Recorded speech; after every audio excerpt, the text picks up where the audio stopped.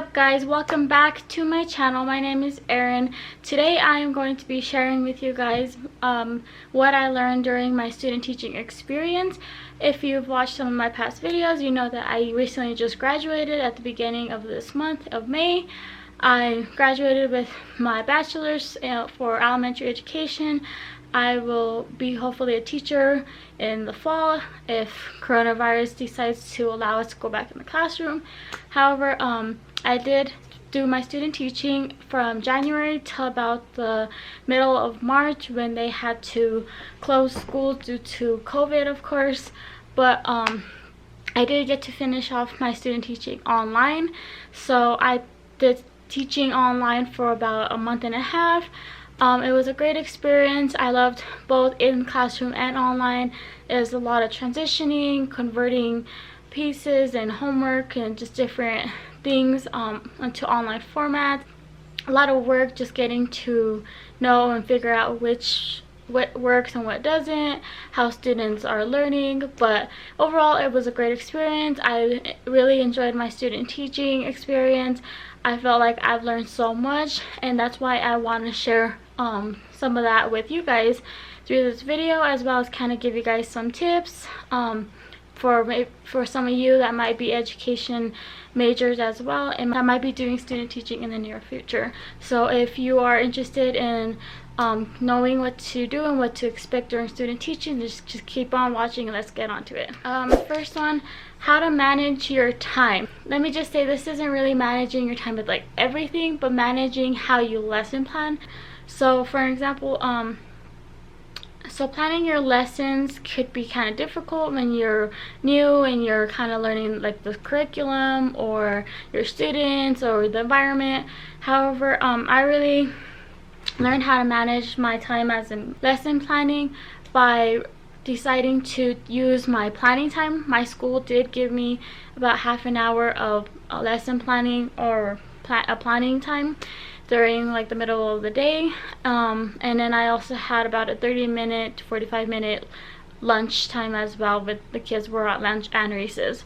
So I did take advantage, and I did use my planning time to not really create a whole lesson plan from start to finish, but to plan my lesson plan, if that makes sense. So what I did was I really took the time to figure out what I wanted to make or use as my learning target, what I wanted my students to learn, you know, making my objective and figuring out what standards I'm going to aim this at for your state standards or Common Core.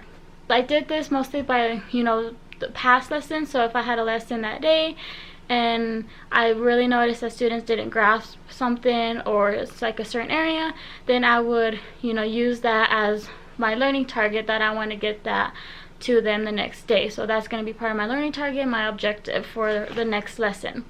And then so that's where I really took the time to manage that. And then when I actually got home, then is when I actually created my lesson plan with, you know, the procedure, the assessment, whatever it was, and made the documents or whatever it was I needed at home. So, you know, if that was making a PowerPoint, if that was making some kind of worksheet or putting together materials, I did that at home, just because prepping materials takes a lot of time. Even if that's making 25 copies, it takes, you know, a while. So I did that at home, and in the morning when I came in, I would obviously go in and make the copies because I already had the original. So kind of just a little hint to how to manage your time, you know, figuring out your day schedule and not stressing out making an entire lesson plan during a 30 or 20-minute break. Lessons won't always go as you plan or as you want.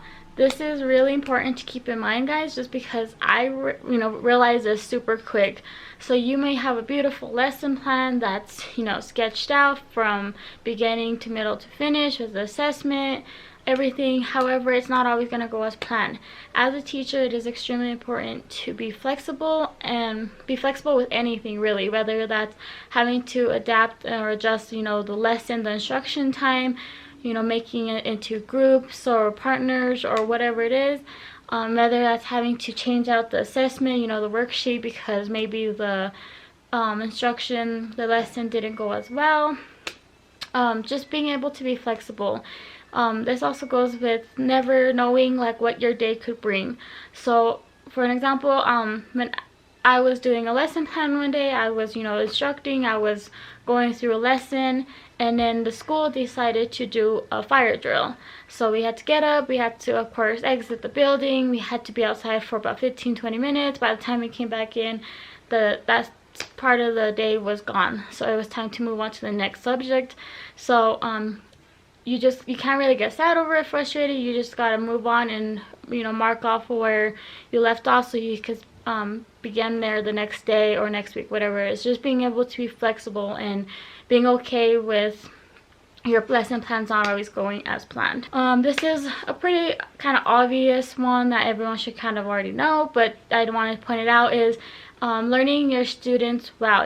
Getting to know every single student, personally, knowing who they are, what kind of learners they are, their likes and dislikes, their interests, their weaknesses, their strengths, all of that. So it might take some time, of course, but it is extremely important to know your students, because when you're lesson planning, you of course got to know how to adapt and differentiate instruction or assessment for all your students, so that all your students are learning equally. Knowing a student might need some kind of scaffold, so you have to create a scaffold, or you might have to modify it, maybe set them up with a partner to help them, just things like that. So it's really important to get to know your students as best as you could. Also, this kind of just goes with another one, I'll just bring it right away, is this kind of goes with building those positive relationships with them.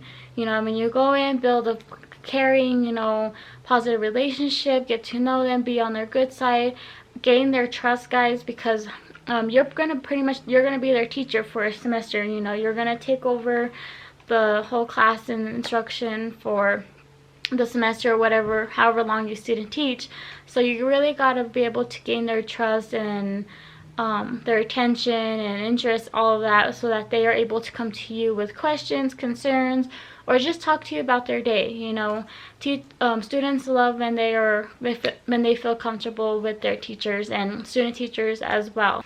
For me, I went in my first week, I right away got to know their names, of course, making sure you're matching names to faces, and then once that's easy, and once that's done with, then you can move on to getting to know them, maybe working with a couple students each week and getting to know who they are, how they learn, stuff like that. Next one is classroom management strategies. So this could go like so many different ways, but what I really want to point out and give you guys a tip is that your classroom management strategies probably should be kind of all over, and you probably need to have a lot of different ones for different situations, different students, and you just might also need to change them up. This is just mainly because you might have students that need a little bit more of a push and positive, and others that need a little bit more like you have to take something from them or give something to them. It just totally depends on people, environment, anything. So for my situation, I was in a school where it was like a positive reinforcement that they focused on. So I've always been used to like the the negative, like the clip down charts and all of that. However, like my teacher did still let me bring in my own touch of classroom strategies, just so that when I'm teaching, it's my time, so the students had to give their time to me. So I kind of brought in my own touch. So I had several different ones. I thought I was going to be able to just stay on one, use one strategy. However, that does not end up working out. So to make sure you have different ones for different times, different lessons. So for me, I use behavior coupons. I just created little coupons that were rewards for little like jobs that students were always like wanting. For example, my students always wanted to pass out the folders at the end of the day for some reason, so I made that a coupon. So if I saw a student doing something really well, or ready to learn and being quiet, then I would reward them with that behavior coupon, and they had it for the day or the week, whatever it was. And then once other students saw that they were rewarded with something, then the rest were ready to learn or whatever. However, that doesn't always work for others. Maybe they need something taken away from them, such as recess time. So you need to have some kind of for me, I would have my timer on the board, and when they were not you know, settling down and being quiet, ready to listen, I would start that timer, and then when the whole class was ready to learn, then I would turn it off, and at whatever time was on the timer, then that's how much they owed me for recess. So just a little tip to have multiple strategies for your classroom management. This is kind of obvious, but not really, because I have seen some teachers that don't really take this into consideration, but it is so important. I cannot stress how important this is, guys, is to always have a snack on hand or eat in the morning. Like they say, breakfast is the most important meal of the day. When it comes to teaching and being on your feet all day and with kids all day, it is so important to have something in the morning to eat. Every day I would try to eat something, even if that was just a little snack like a yogurt or a bagel with cream cheese or peanut butter sandwich, whatever it was. I always tried to eat something, because once I didn't, I felt like I was already dragging, I was not myself, I was tired.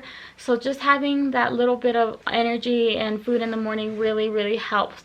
I'm kind of a snacker, so I always had snacks in my bag as well, you know, crackers or chips or, you know, fruit, vegetables, whatever it is. It's also nice to have a snack throughout the day too, because you do get pretty hungry. If you have a hot classroom, you're gonna get hungry and thirsty. So that's another thing, is to always have a bottled water or a bottle of water with you, and stay hydrated. You know, it is so important to stay hydrated.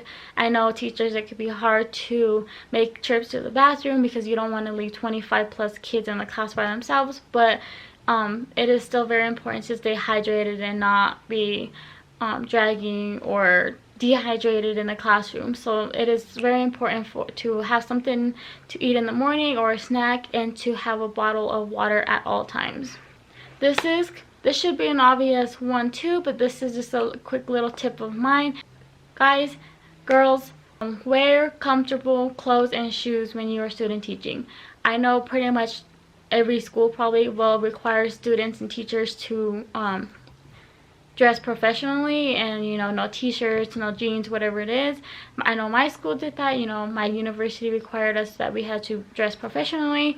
I obviously did follow the rules, but I made sure that what I wore was comfortable, and I wasn't you know, never hurting my feet with certain shoes or anything like that. So by this I mean, I know like dress pants, some people don't really care for them. However, I have found pairs of dress pants that are comfortable, you know, that fit, that were flexible and stuff, that I was able to be active in and not be comfortable in my own clothes, you know. I know that it could be really annoying to wear dress pants and dress shoes, but there are many out there you could find. You know, Famous Footwear, Maurice's has, you know, the memory foam shoes now. So you could find some comfortable clothes out there. Another little tip, if you're gonna be student teaching in an elementary classroom, just be sure you are wearing something that is gonna allow you to be on the floor, on the carpet, because in elementary classrooms, students, you know, work on the floor. You're kind of always on the floor with them, getting up and down. You don't want like something tight or, you know, whatever it is that's gonna be like showing stuff and showing skin. Just something that's gonna be comfortable, and then also something that you don't really mind if it gets like messed up. I'm not saying that your clothes is gonna get destroyed or anything, but you might get a few stains or paints or anything on them just because you're in an elementary classroom and you're around young children. So just a little tip as well. This is kind of another important one, is to learn your content before you teach it. Don't ever just go in and think like, oh, you know this stuff, you'll be okay, and just teach it. Know your content before, you know, study what you're gonna teach before, the night before, do some problems on your own. Make sure you really know what you're teaching and are confident with what you're teaching, because students are most likely gonna have questions. They're gonna like, not that they're testing you to see if you know, but because they are curious as well and want to know and have questions. So they're gonna ask questions, and if you're up there and you don't know and you don't have any answers for them, then you're probably gonna look a little silly. And then if you're evaluated at the time, if your teacher's watching, they're kind of probably going to give you some iffy looks. So it is extremely important to study and to know your content before you teach it. I can't stress that enough. I know I had one time where I was teaching you know, a phonics lesson and I thought I knew this stuff, it was good, but then once you were actually up there, the way they teach nowadays is so different than how we learned it. So, you know, really taking an hour or two the night before or hour before if you have time to really know it and be confident and know exactly what you're teaching and have sample questions for yourself that students might ask. You know, when you're doing it, think of questions that you might ask. If you're asking it, most likely those students are going to ask it. So that's going to be something to keep in mind as well. This one mainly for student teachers, not really teachers, but when you're student teaching, I'm pretty sure all universities will give you a supervisor, you know, from the university that will come in and evaluate you and observe how you're teaching and do a little evaluation form. When you do that, do not be nervous. I know it's easier said than done. Really, like, as if you're comfortable with your supervisor, get to really know them, get to really know like how they teach, take some tips from them. Don't be like scared and nervous, just do your thing. Don't pay attention to them. You know, most of the times I know if my supervisor kind of sat in the back or sat on the side and watched me, just like for me, I just never even paid attention to them or to her. I watched my students. I focused on my students only because that's who my target audience were. You know, I was there not to teach my supervisor, I was there to teach those students, and that was my target. So that's kind of what mindset I had to help myself not be so nervous and focus on my lesson so that I wasn't, you know, staggering or getting nervous or forgetting something. So like I said, I know it could be easier said than done, but just a little tip is just to focus on your students and your lesson and don't even pay attention to your supervisor. And then after your lesson, then you could go talk to them and, you know, get tips and strategies or whatever it is from them so that they know. Keep in touch with your students' parents. You know, you're gonna stay on their good side. You're gonna, you know, it's just always nice as a parent to be knowing, you know, what your students learning, what they're doing in the classroom, how they're doing. So even if this is through some kind of social media platform, I know I use Class Dojo. It's really good to post pictures and post you know, anything that the students are doing, links. So just another tip is to really keep your parents informed and build positive relationships as well so that they know that you are working as a team with them to make sure their student is successful. Alrighty, and one last tip, guys. This is for like anybody, but as a teacher, like I said earlier, be flexible, guys. Be open-minded.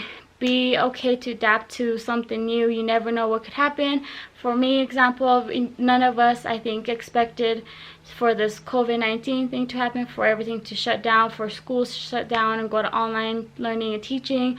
So I kind of just had to stay open-minded. I had to stay positive. I had to remind myself that I'm still here for these students. I got to finish my part. I need to finish school. And just be flexible and being willing to learn new things and adapt to certain things to get the job done. Very important. Make sure you stay open-minded, stay flexible. So that is it that I have for this video, guys. I hope you guys enjoyed it and took some tips. If you have any more requests for these types of videos, I am more than happy to do them. So if you have any, comment them down below. Like I said, I'm done with school now, so if you guys have questions for like college or teaching, anything like that, put it in the comments. I'll be happy to comment back or make a video about it. Thank you for watching. Good luck to any of you guys that are student teaching in the fall or spring, or anytime that you're doing student teaching. Good luck, have fun, take some of my tips before I forget, and congrats to the class of 2020.